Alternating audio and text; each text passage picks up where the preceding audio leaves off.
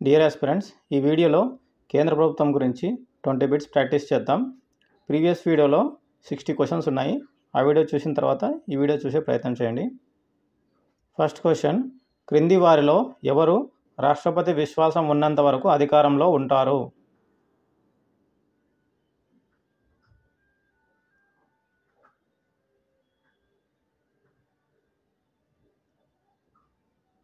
Answer option 2 and 3 అంటే attorney general మరియు governor. Next question, ఈ క్రింది వాటిలో రాష్ట్రపతి మరియు గవర్నర్లకు గల క్షమాభిక్ష అధికారాల మధ్య పోలికలు మరియు తేడాలు ఉన్న స్టేట్మెంట్లలో సరికానిది ఏది?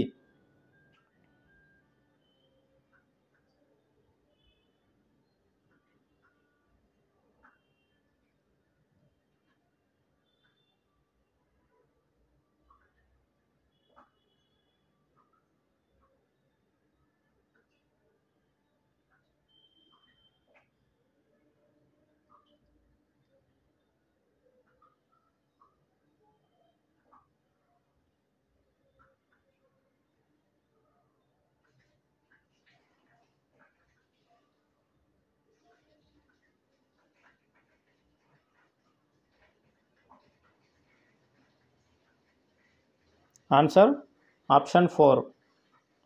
కోర్టు మార్షల్ మిలిటరీ కోర్టు విధించే శిక్షలకు క్షమాభిక్ష ప్రసాదించే అధికారం రాష్ట్రపతికి కలదు. కోర్టు మార్షల్ మిలిటరీ కోర్టు విధించే శిక్షలకు క్షమాభిక్ష ప్రసాదించే అధికారం గవర్నర్కు కూడా కలదని ఉంది కదా, ఇక్కడ గవర్నర్కు ఉండదు, ఓన్లీ రాష్ట్రపతికి మాత్రమే ఉంటుంది. మిగతా ఆప్షన్స్ అన్నీ కరెక్టే. అంటే ఆర్టికల్ 72 ప్రకారం రాష్ట్రపతికి గల క్షమాభిక్ష అధికారాలు తెలియజేస్తుంది. ఆర్టికల్ 161 గవర్నర్కు గల క్షమాభిక్ష అధికారం తెలియజేస్తుంది. కేంద్ర చట్టం ద్వారా శిక్షపడిన వారికి క్షమాభిక్ష ప్రసాదించే అధికారం రాష్ట్రపతికి గలదు. రాష్ట్ర చట్టం ద్వారా శిక్షపడిన వారికి క్షమాభిక్ష పెట్టే అధికారం సంబంధిత రాష్ట్ర గవర్నర్ గలదు. థర్డ్, మరణశిక్షకు క్షమాభిక్ష ప్రసాదించే అధికారం రాష్ట్రపతికి గలదు. మరణశిక్షకు క్షమాభిక్ష ప్రసాదించే అధికారం గవర్నర్కు లేదు, కానీ దానిని అంటే ఆ శిక్షను మార్పు చేయవచ్చు. నెక్స్ట్ ఫిఫ్త్, కేంద్ర కార్యనిర్వాహక అధికారం మరియు శాసనం పరిధి కింద శిక్షలను మాఫీ చేయడానికి లేదా తగ్గించడానికి, సవరించడానికి లేదా సస్పెండ్ చేయడానికి రాష్ట్రపతికి అధికారం కలదు. అదేవిధంగా రాష్ట్ర కార్యనిర్వాహక అధికారం మరియు శాసనం పరిధి కింద శిక్షలను మాఫీ చేయడానికి, తగ్గించడానికి, సవరించడానికి లేదా సస్పెండ్ చేయడానికి రాష్ట్ర గవర్నర్కు కలదు. ఈ క్రింది వాటిలో సరికానిది?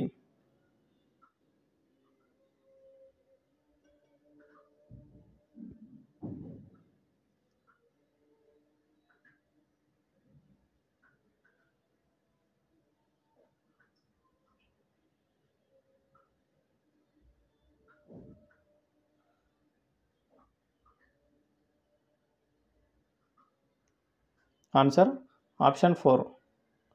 ప్రధానమంత్రి నియామకంలో రాష్ట్రపతి స్వతంత్రంగా వ్యవహరించలేడు అనింది కదా, యాక్చువల్ రాష్ట్రపతి స్వతంత్రంగా వ్యవహరించగలడు. మిగతా ఆప్షన్స్ అన్నీ కరెక్టే.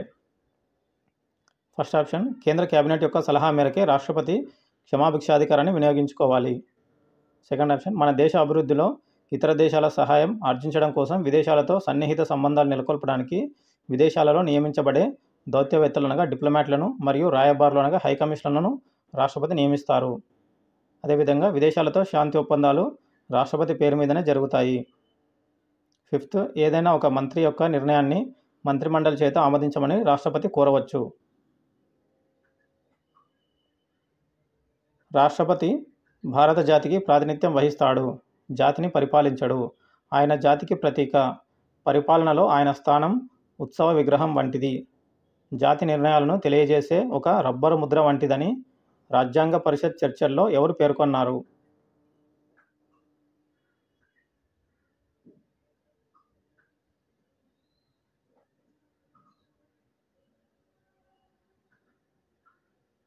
ఆన్సర్, ఈ విధంగా బిఆర్ అంబేద్కర్ అన్నారు రాజ్యాంగ పరిషత్ చర్చల్లో.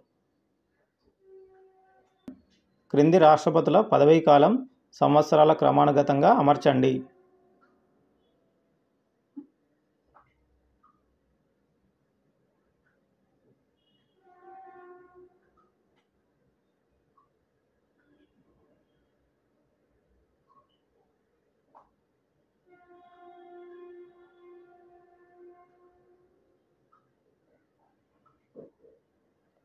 ఆన్సర్ ఆప్షన్ 4 అవుతుంది.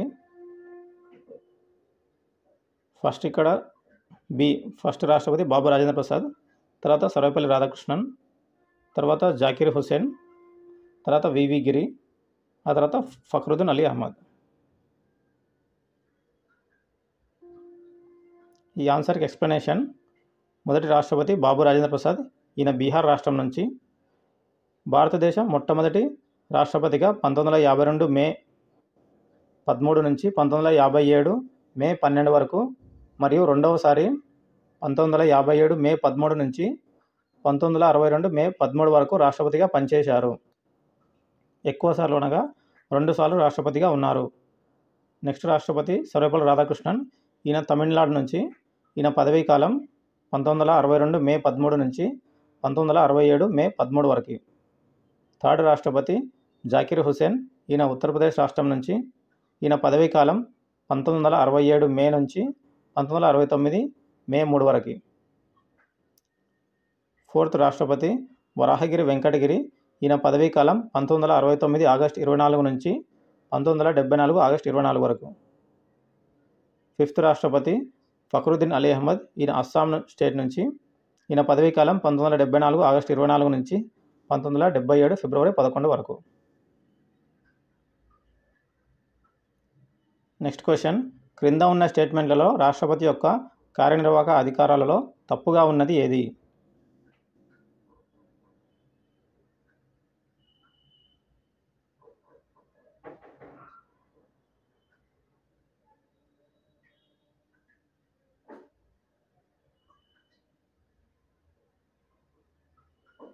ఆన్సర్ ఆప్షన్ 5 తప్పుగా ఉంది. రాష్ట్రపతి పదవీ రీత్యా ప్రణాళికా సంఘం చైర్మన్ అన్నారు కదా, ప్రణాళికా సంఘం చైర్మన్ రాష్ట్రపతి కాదు. ప్రణాళికా సంఘం చైర్మన్గా ప్రధానమంత్రి వ్యవహరిస్తాడు. మిగతా ఆప్షన్స్ అన్నీ కరెక్టే. అనగా ఫస్ట్ ఆప్షన్, ప్రధానమంత్రి తీసుకున్న అన్ని నిర్ణయాలను రాష్ట్రపతికి తెలియపరుస్తూ ఉండాలి. భారతదేశ పాలనకు సంబంధించిన ఇతర సమాచారాన్ని రాష్ట్రపతి అడిగినప్పుడు ప్రధానమంత్రి తెలియపరుస్తూ ఉండాలి. ప్రధానమంత్రి సలహా మేరకు అన్ని ముఖ్య నియామకాలు రాష్ట్రపతి చేస్తాడు. రాజ్యసభ చైర్మన్ మరియు సభ్యులను నియమించడానికి లేదా తొలగించడానికి రాష్ట్రపతికి పూర్తి అధికారం కలదు.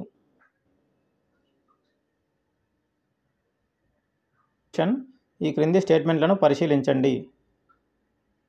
ఈ పై స్టేట్మెంట్లలో సరైనవి ఏవి?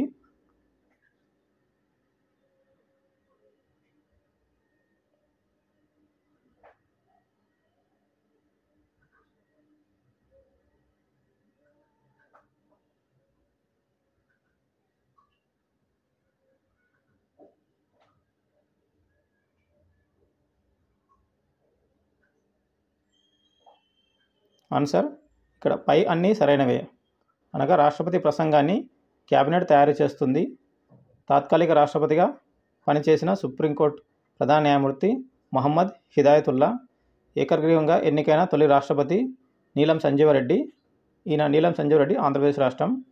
నెక్స్ట్, భారత పరిపాలనా వ్యవస్థ బ్రిటిష్ పద్ధతిపై ఆధారపడి ఉన్నది. నెక్స్ట్ క్వశ్చన్: వివాదాస్పద బాబ్రీ మసీద్ విధ్వంసం ఏ రాష్ట్రపతి కాలంలో జరిగింది?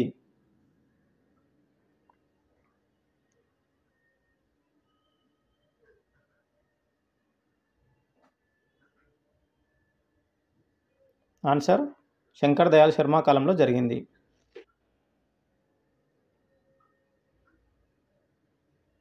దయాళ్ శర్మ గురించి కొన్ని బిట్స్ తెలుసుకుందాం. శంకర్ దయాళ్ శర్మ, ఈయన పదవీ కాలం జూలై 25, 1992 నుంచి జూలై 25, 1997 వరకు. ఉపరాష్ట్రపతి నుంచి రాష్ట్రపతి అయిన 5వ వ్యక్తి. రాజనీతిజ్ఞ రాష్ట్రపతిగా ఈయన పేరు పొందాడు.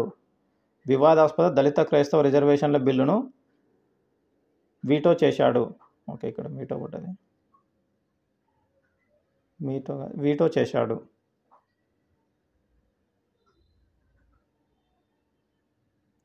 ఏ పార్టీకి సంపూర్ణ మెజార్టీ రాని సందర్భంలో ఏకైక పెద్ద పార్టీ నాయకుడైన వాజ్పేయిని 1996లో ప్రధానిగా ఈయన నియమించారు. నెక్స్ట్ క్వశ్చన్: రాష్ట్రపతి మరియు ఉపరాష్ట్రపతి మధ్య ఏ విషయంలో పోలిక ఉంటుంది?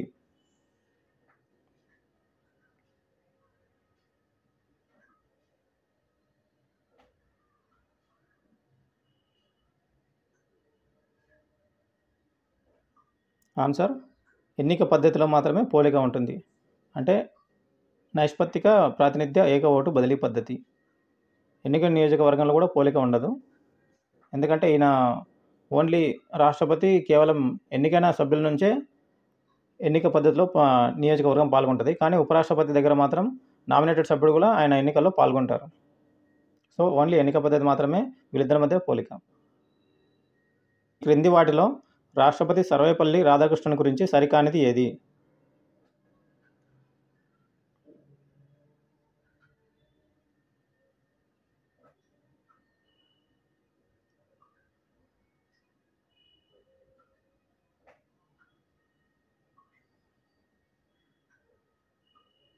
ఆన్సర్ ఇక్కడ ఇండియా డివైడెడ్.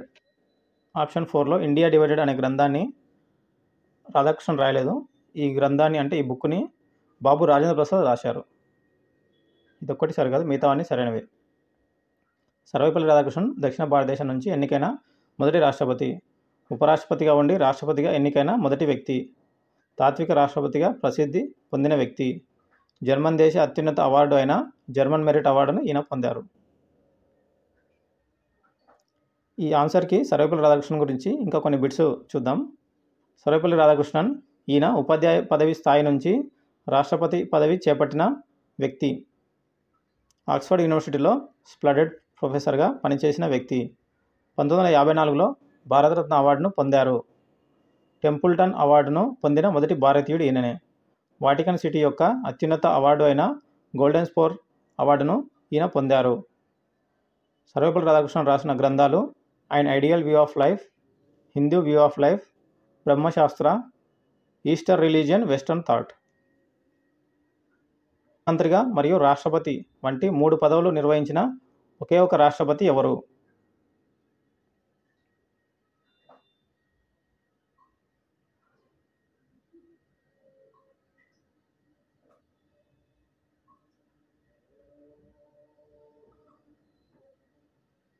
ఆన్సర్ నీలం Sanjeev Reddy.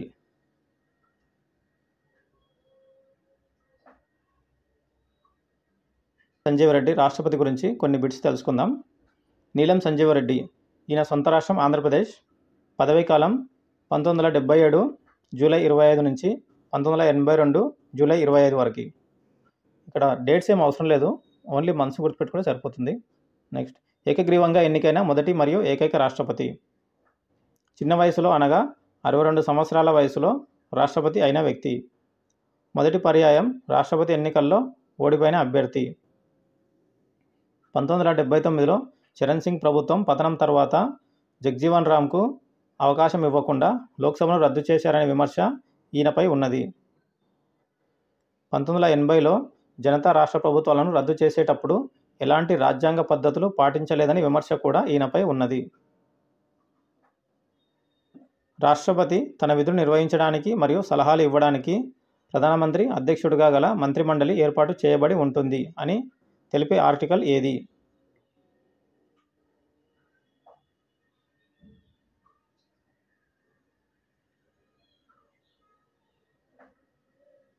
Answer article 74.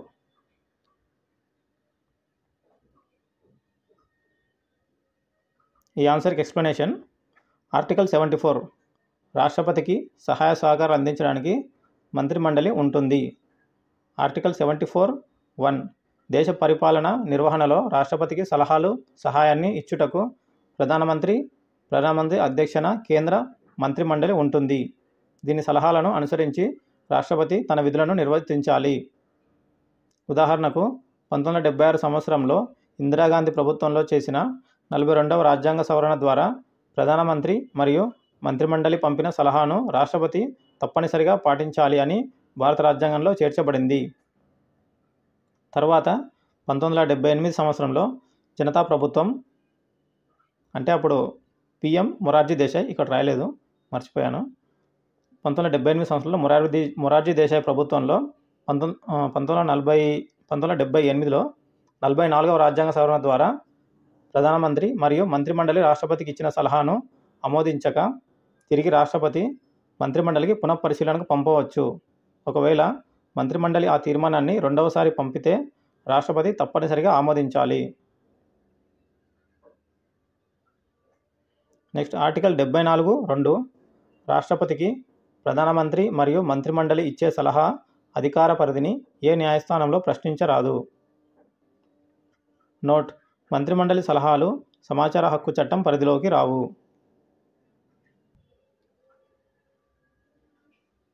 Next question: ఈ క్రింది వాటిలో సరికానిది ఏది?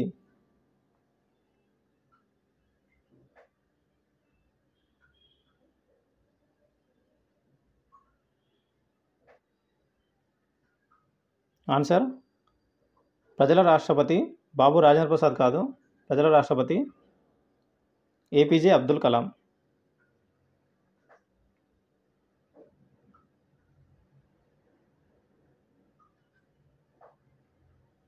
పనిచేసిన రాష్ట్రపతి ఎవరు?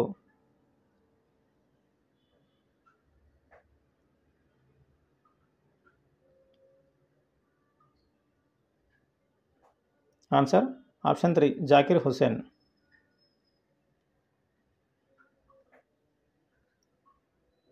జాకిర్ హుస్సేన్ గురించి కొన్ని బిట్స్. ఈయన ఉత్తరప్రదేశ్ రాష్ట్రం నుంచి. ఈయన పదవీ కాలం 1967 మే నుంచి 1969 మే వరకు. ఈయన తొలి ముస్లిం రాష్ట్రపతి. ఈయన హైదరాబాద్లో జన్మించాడు. 1963లో భారతరత్న అవార్డును పొందాడు. భారత 3వ రాష్ట్రపతి. పదవిలో ఉండగా మరణించిన మొదటి రాష్ట్రపతి. రాష్ట్రపతి నియామక అధికారంలో తప్పుగా ఉన్న జత ఏది?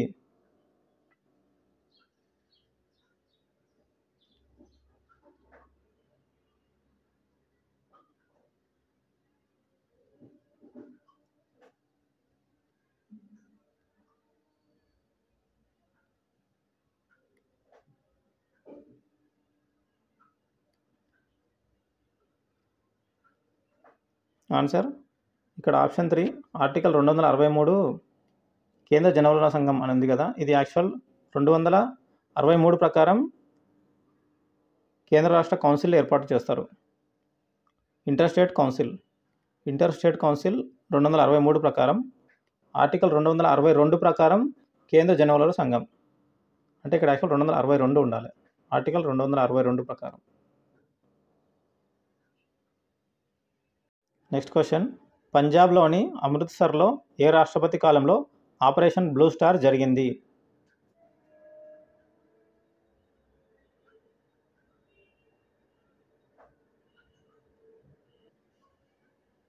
ఆన్సర్: జ్ఞాని జైల్ సింగ్ రాష్ట్రపతి పదవీ కాలంలో.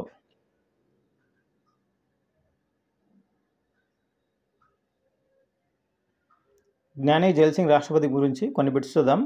ఈయన పంజాబ్ రాష్ట్రం నుంచి. జ్ఞాని జైల్ సింగ్ పదవీ కాలం 1982 జూలై నుంచి 1987 జూలై వరకు. రాష్ట్రపతి ఎన్నికల్లో ఇతనిపై పోటీ చేసిన అభ్యర్థి హెచ్ఆర్ కన్నా. ఈయన తొలి సిక్కు రాష్ట్రపతి. ఉపరాష్ట్రపతి కాకుండానే రాష్ట్రపతి అయిన 4వ వ్యక్తి. వెనుకబడిన తరగతుల నుంచి వచ్చిన మొదటి రాష్ట్రపతి. 1983 మార్చ్ 7న ఢిల్లీలో నిర్వహించిన నాన్ అలైన్డ్ మూవ్మెంట్ సదస్సు అంటే నామ్కు సెక్రటరీ జనరల్గా పనిచేసిన కాలం 1983 నుంచి 86 వరకు. స్వర్ణ దేవాలయం అమృత్సర్లో ఇతని కాలంలో ఆపరేషన్ బ్లూ స్టార్ జరిగింది. సంవత్సరం 1984లో. వివాదాస్పద పోస్టల్ బిల్లుపై ప్యాకెట్ వీటో ఉపయోగించిన మొదటి రాష్ట్రపతి. ఇందిరాగాంధీ హత్యానంతరం ఎలాంటి పార్లమెంటరీ సాంప్రదాయాన్ని పాటించకుండానే రాజీవ్ గాంధీని ప్రధానిగా నియమించారు అనే విమర్శ ఈయనపై ఉంది. బోఫోర్స్ వివాదంపై కేంద్ర ప్రభుత్వం నుండి వివరణ కోరిన రాష్ట్రపతి జ్ఞాని jail Singh.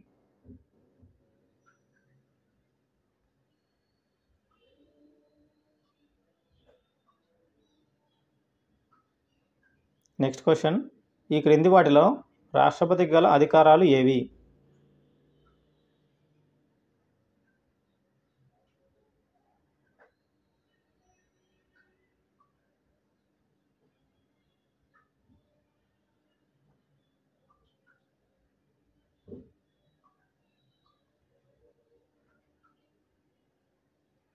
Answer: ABC. Option 3 అంటే సమాన్స్ చేసే అధికారం, ప్రొరోగ్ చేసే అధికారం మరియు డిజాల్వ్ చేసే అధికారం. ఈ 3 మాత్రమే రాష్ట్రపతికి ఉంటాయి. ఈ ఆన్సర్కి ఎక్స్ప్లెనేషన్: రాష్ట్రపతికి సమ్మన్స్, ప్రోరోగ్, డిజాల్వ్ అధికారాలు ఉండగా అడ్జర్న్మెంట్, సండే అధికారాలు మాత్రం సభాపతులకు గలవు. వీటి డెఫినేషన్స్: సమ్మన్స్ అంటే రాష్ట్రపతి పార్లమెంట్ సమావేశాలను ఆహ్వానించడం. అడ్జర్న్మెంట్ పార్లమెంట్ లేదా రాష్ట్ర శాసనసభల సమావేశాలను తాత్కాలికంగా సభాపతులు వాయిదా వేయడం. ఉదాహరణకు, సభలో గందరగోళ పరిస్థితి ఏర్పడినప్పుడు మరియు భోజన విరామం, టీ విరామం కోసం తేదీ, సమయం తెలుపుతూ వాయిదా వేయడం. దీనినే తాత్కాలిక వాయిదా అంటారు. సండే సభాపతులు సభ తిరిగి ప్రారంభమయ్యే తేదీని, సమయాన్ని ప్రకటించకుండా సభా సమావేశాలను నిరవధికంగా వాయిదా వేయడం. అయితే ఒకసారి సభను నిరవధిక వాయిదా వేసిన తర్వాత కూడా తిరిగి సమావేశపరిచే అధికారం స్పీకర్కు ఉంటుంది. ప్రోరోగ్ పార్లమెంట్ లేదా రాష్ట్ర శాసనసభల సమావేశాలు ముగిసిన తర్వాత దీర్ఘకాలం పాటు అంటే మరో సమావేశం జరిగే వరకు సభను వాయిదా వేయడం. Prorogue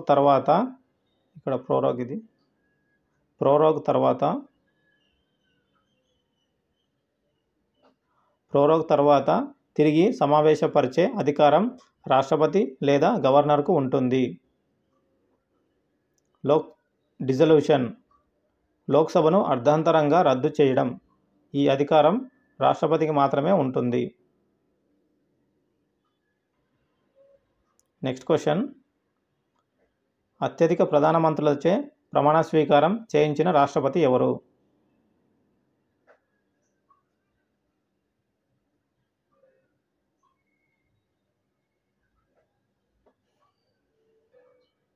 answer R Venkataraman.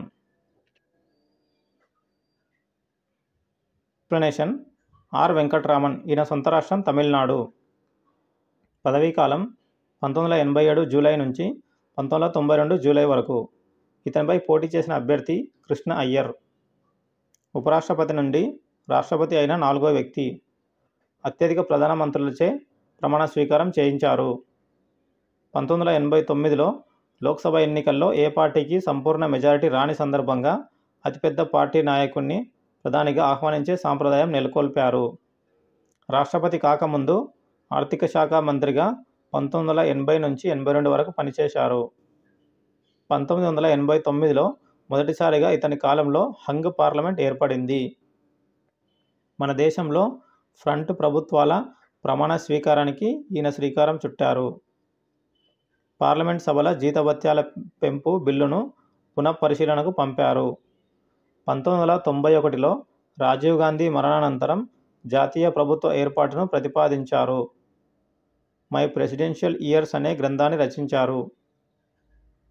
ఈయన వరల్డ్స్ స్టేట్స్మ్యాన్ అంటే ప్రపంచ రాజనీతిజ్ఞుడు అనే అవార్డును పొందాడు. నెక్స్ట్ క్వశ్చన్: ఈ క్రింది వాటిలో రాష్ట్రపతులు మరియు వారు సస్పెన్సివ్, వీటో చేసిన బిల్లుల్లో సరికాని జత ఏది?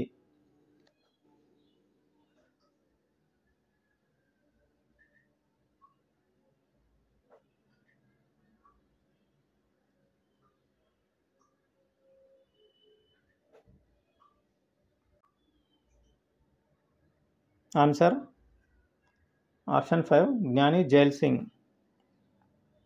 జ్ఞాని జైల్ సింగ్ కాదు, ఇక్కడ దళిత క్రైస్తవ రిజర్వేషన్ల బిల్లు వీటో చేసింది ఇది శంకర్ దయాళ్ శర్మ.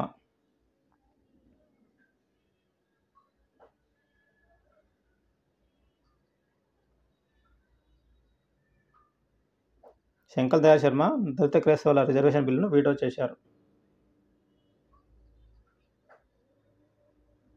నెక్స్ట్ క్వశ్చన్: రాష్ట్రపతి భవన్ను ప్రజా దర్బార్గా మార్చిన రాష్ట్రపతి ఎవరు?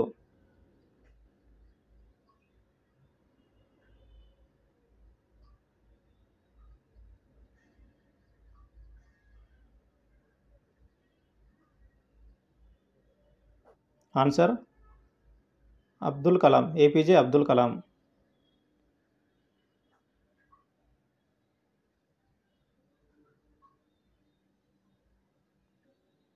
డాక్టర్ ఏపీజే అబ్దుల్ కలాం ఈయన సొంత రాష్ట్రం తమిళనాడు. పదవీకాలం 2002 జూలై నుంచి 2007 జూలై వరకు. ఇతనిపై పోటీ చేసిన అభ్యర్థి కెప్టెన్ లక్ష్మీ సెహగల్. ఎలాంటి రాజకీయ నేపథ్యం లేకుండా రాష్ట్రపతిగా ఎన్నికైన తొలి వ్యక్తి. శాస్త్ర సాంకేతిక రంగం నుండి రాష్ట్రపతి అయిన మొదటి వ్యక్తి. శాస్త్రజ్ఞ రాష్ట్రపతిగా ఈయన పేరు పొందారు. రాష్ట్రపతిగా ఉంటూ ఓటు హక్కును వినియోగించుకున్న రెండవ రాష్ట్రపతి. మొదటిసారిగా ఓటు హక్కును వినియోగించిన రాష్ట్రపతి కేఆర్ నారాయణన్. శాసనసభ ఎన్నికల్లో అనగా ఢిల్లీలో ఓటు హక్కును వినియోగించుకున్న మొదటి రాష్ట్రపతి. రాష్ట్రపతి భవన్ను ప్రజా దర్బార్గా మలిచిన రాష్ట్రపతి అంటే పీపుల్స్ ప్రెసిడెంట్. 2002లో ప్రజా ప్రాతినిధ్య చట్టంలో పార్లమెంట్ యొక్క సవరణలపై కేంద్ర ప్రభుత్వ వివరణ కోరారు. జోడు పదవుల అంటే లాభదాయక బిల్లును 2006లో పునఃపరిశీలనకు పంపారు. సబ్మెరైన్ మరియు సుకోయ్ యుద్ధ విమానంలో ప్రయాణించిన మొదటి రాష్ట్రపతి. భారత క్షిపణి శాస్త్ర పితామహుడుగా ప్రసిద్ధి పొందాడు. 2013లో యుఎస్కు చెందిన నేషనల్ స్పేస్ సొసైటీ ఈయనకు వెర్నర్ వాన్ బ్రాన్ అవార్డు ప్రదానం చేసింది. 1997లో భారతరత్న అవార్డు పొందారు. ఏపీజే అబ్దుల్ కలాం రాసిన పుస్తకాలు the guiding soul, ignited minds, wings of fire.